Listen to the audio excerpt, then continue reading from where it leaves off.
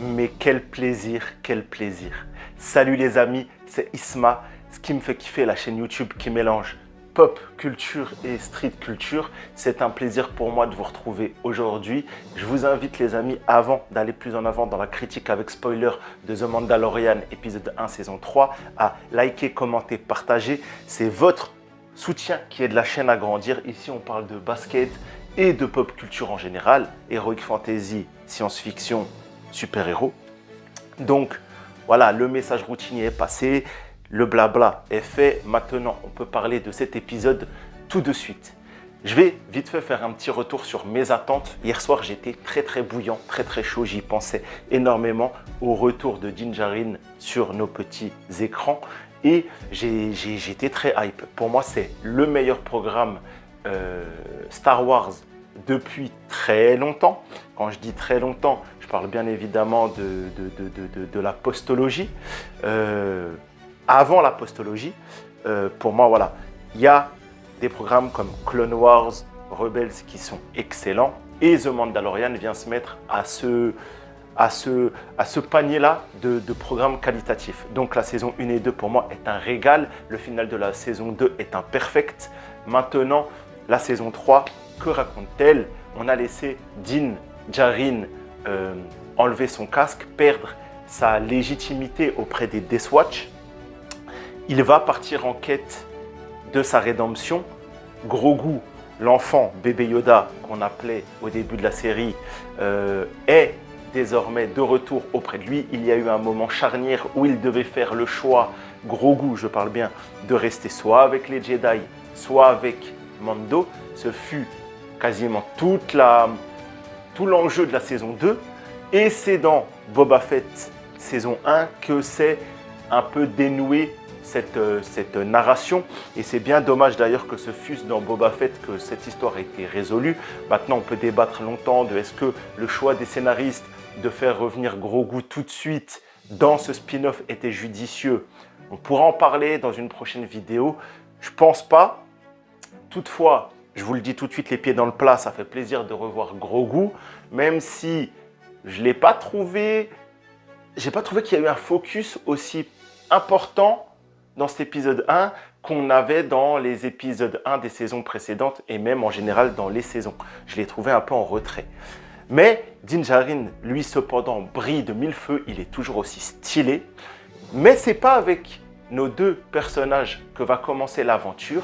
On va se retrouver sur une planète non nommée, avec une cérémonie mandalorienne. Sûrement les Death Watch, car ils ont les us et coutumes et pareil, les paroles du dogme des Death Watch en ce qui concerne la voix, le casque, la voix de Mandalore, tout ça.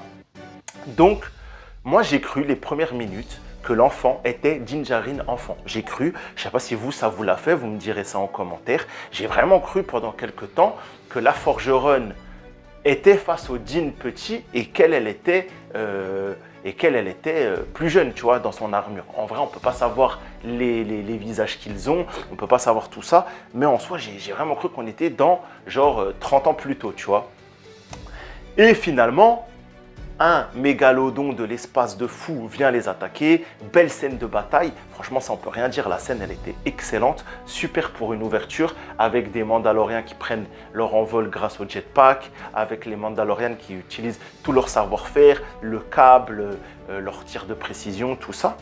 Et c'est finalement le retour de Din Djarin qui débarque avec le Naboo Fighter modifié pour exterminer le mégalodon, appelle ça comme tu veux.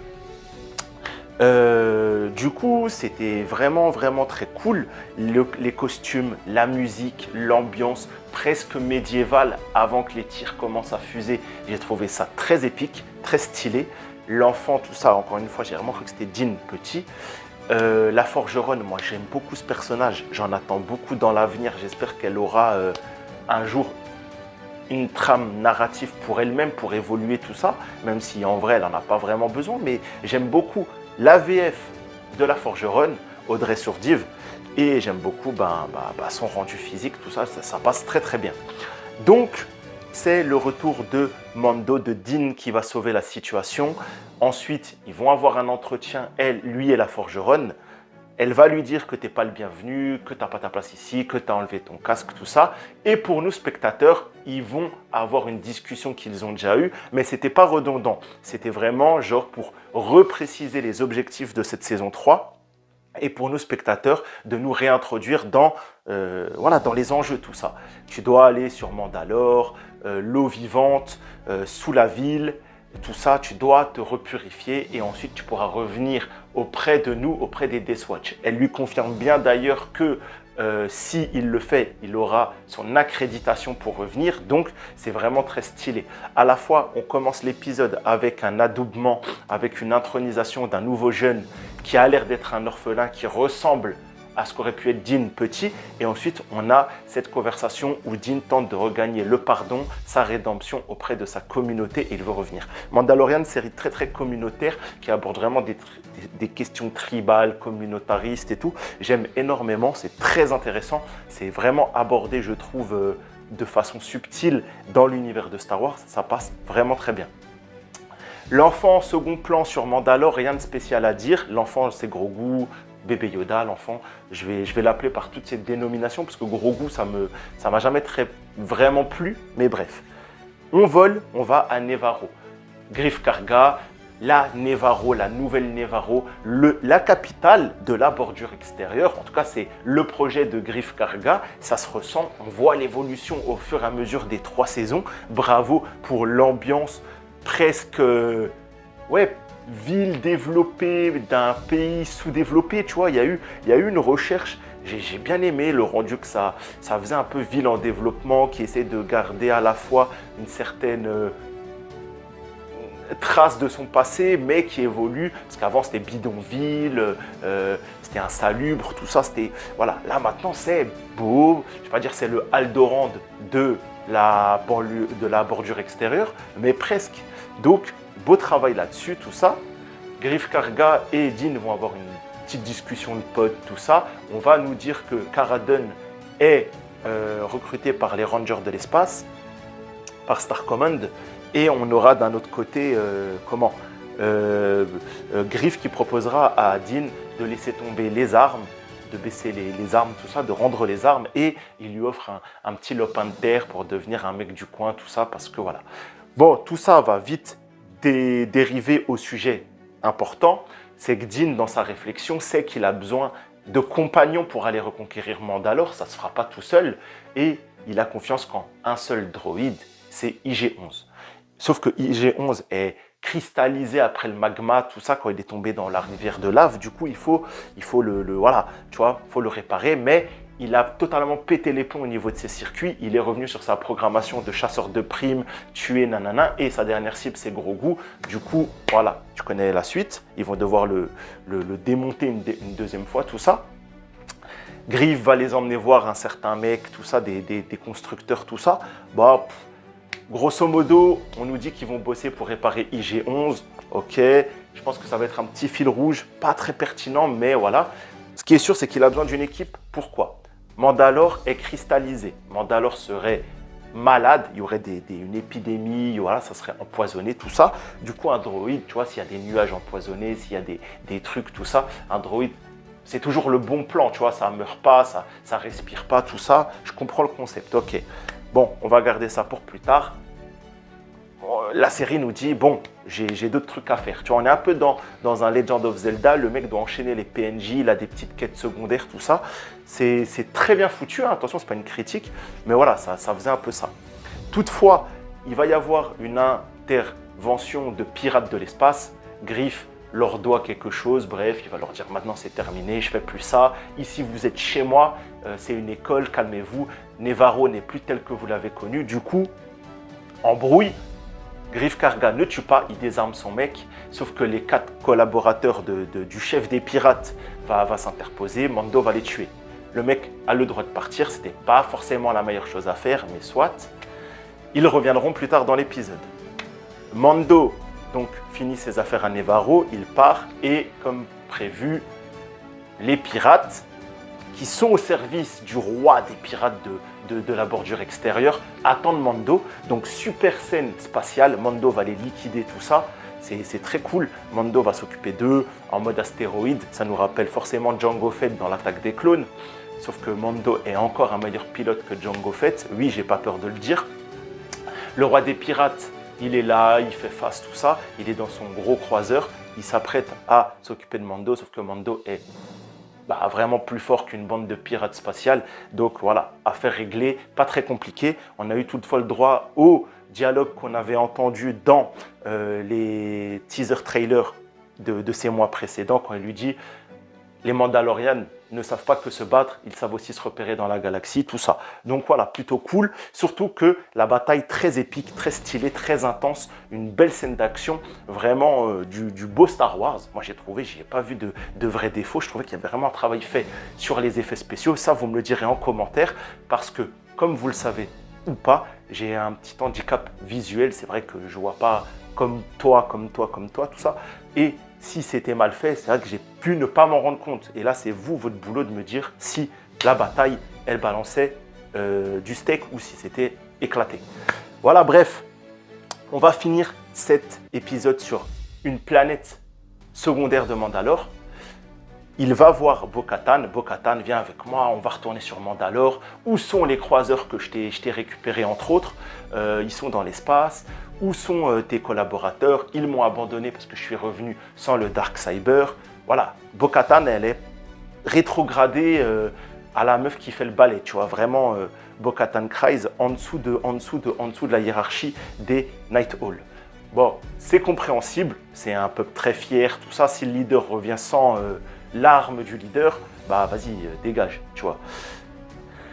La conversation va se finir sur un Bo-Katan qui n'aidera pas Din et elle lui dit allez, pars. Cette scène très très cool. L'échange, je pensais qu'il serait de façon beaucoup plus violente. Elle aurait pu l'attaquer dès ce moment. Ils auraient pu se battre, un duel au sabre, tout ça. Bon, les scénaristes nous ont fait une Bo-Katan un peu désœuvrée sur son trône, tout ça, très stylé, très, voilà, Katee Sackhoff, on kiffe. J'aurais aimé quand même qu'elle lui rentre dedans peut-être dès cet épisode. C'est pas le cas, on verra la suite. Pourquoi? Qu'est-ce qui s'est passé? Parce qu'il avait le sabre, donc ils auraient pu se battre. Et à la fin, il quitte l'épisode. Il quittera l'épisode sur sa musique, tout ça. Il quittera la salle du trône du château de là où réside temporairement Bo-Katan. Tout ça, c'était très stylé. Maintenant, quelques points à relever. Voilà l'épisode fort. On voyage 3 planètes en un épisode, 2 scènes d'action, du Mando. Voilà, c'était cool. C'était très très cool. Moi, je valide à 100%. Peut-être un peu trop court. D'habitude, les épisodes 1 faisaient 55 minutes. J'aurais bien aimé dans ce ton-là. Mais à relever, je crois que la planète annexe où ils sont à la fin, où il dit ouais, c'est la 2e planète du système de Mandalore, je crois, les amis, que c'est la planète d'Ursula Wrain, Sabine Wrain, que l'on voit dans Rebels. J'en suis pas sûr, je ferai mes petites recherches après coup et je vous confirmerai ça la semaine prochaine ou non. Mais il me semble que oui. Petit thème song, petite musique, le thème de Sabine et de Mandalore, encore une fois de Rebels, sur la discussion Bo-Katan-Mando. Est-ce que c'est parce qu'on est sur Mandalore ou est-ce que c'est parce que Sabine est teasée comme voilà, attention aux théories, comme j'y crois pour être à la fin de toute cette arc Mandalore, la reine de Mandalore. Bon, l'avenir nous le dira, mais en tout cas, son thème, le thème des Wrain était présent. Après, on est dans leur château, il me semble, guillemets. Le roi des pirates, teasing pour la suite, je pense qu'il va être présent, mais voilà, de façon anecdotique. Voilà. Par contre, rechercher le shérif de Navarro, ça peut être une des thématiques importantes de cette saison, tu vois. Ça, j'y crois, parce que Greef Karga aura besoin d'un bras droit, Cara Dune n'est pas là. Est-ce que le teasing de... mince, comment il s'appelle? Cobb Vanth, est-ce qu'il servait à ça? Est-ce que Cobb Vanth va être le shérif de Mandalore? À voir, ça pourrait être stylé, vu qu'il a porté l'armure de Boba. Et voilà, franchement... petite scène d'introduction, tout ça avec Mandalore, encore une fois, 5 étoiles. Les Mandaloriens sur cette planète désertique avec un mégalodon voilà un peu une sortie à la Jurassic Park qui peut laisser penser au mythosaure, la célèbre monture légendaire des Mandaloriens d'antan. Voilà, très cool. Donc que les Mandalorians se tapent contre un genre de reptile géant, référence, j'ai bien kiffé. Voilà, bah, on a fait un peu le tour. Il y a sûrement d'autres petits easter eggs, vu que je fais ça à chaud, sans avoir noté tout ça. Voilà, j'ai peut-être oublié des choses, mais ne vous inquiétez pas, je vous en ferai part la semaine prochaine, parce que je vais sûrement revisionner cet épisode sur une fois, voire deux. Mais en tout cas, voilà, moi, pour l'instant, c'est un kiff. J'ai pas mal de trucs à dire. Donc, j'ai hâte de voir Mandalore cristallisé. J'ai hâte de voir où va les aventures de Mando. Et voilà, franchement, pour l'instant, Mando fait ses petits préparatifs. Et vous inquiétez pas, je pense que d'ici l'épisode 3, on sera sur Mandalore. Voilà les amis, dites-moi en commentaire si vous avez kiffé cette petite review. Ça risque d'être un peu plus long que mes vidéos habituelles, je m'en excuse. Abonnez-vous, likez, partagez un maximum. Là, on est sur le cœur de la chaîne, là, on fait du Star Wars. C'est avec ça qu'on a commencé et c'est avec ça qu'on terminera. Donc, donnez-moi votre soutien, les amis. Bon, prenez soin de vous. C'était Isma pour ce qui me fait kiffer. À la semaine prochaine. Ciao les gars.